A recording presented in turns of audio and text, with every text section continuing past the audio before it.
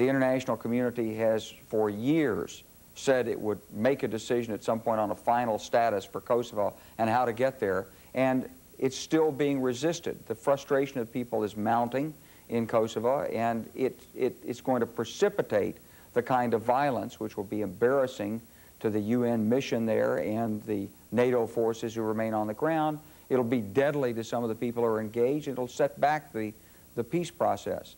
So it takes not only the intervention of elements on the ground, it takes active political leadership in nations' capitals who are willing to put their public reputations on the line to deal with some thorny issues and to use the presence of the international agencies and the military forces to resolve the underlying political conflicts. If you don't do that, the forces get stuck there, and then you have the risk of conflict reigniting. That's Kosovo.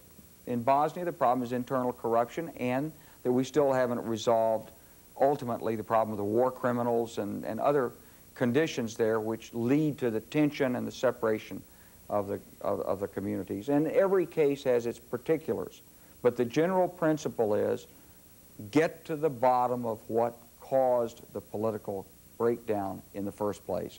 Take advantage of the presence of the forces brought on by the humanitarian crisis to resolve the underlying politics. If you don't, you'll be back.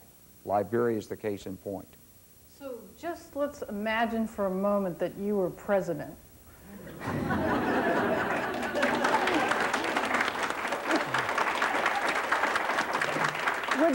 Would you back a separate, independent Kosovo at this point?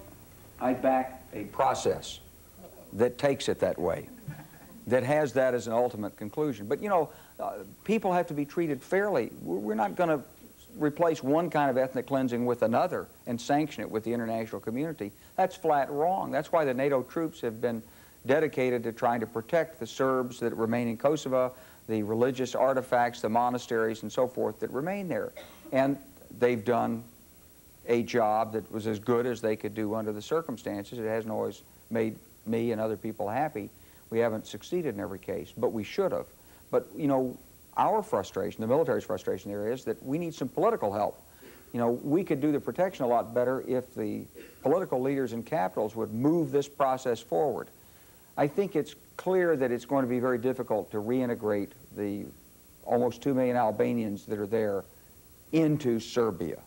And I think the international community should face that as a reality.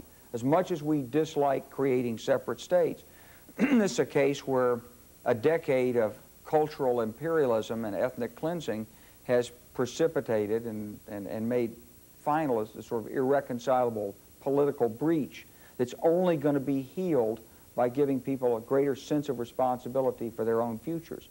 But the international community can't endorse that until their treatment of minorities improves in that country.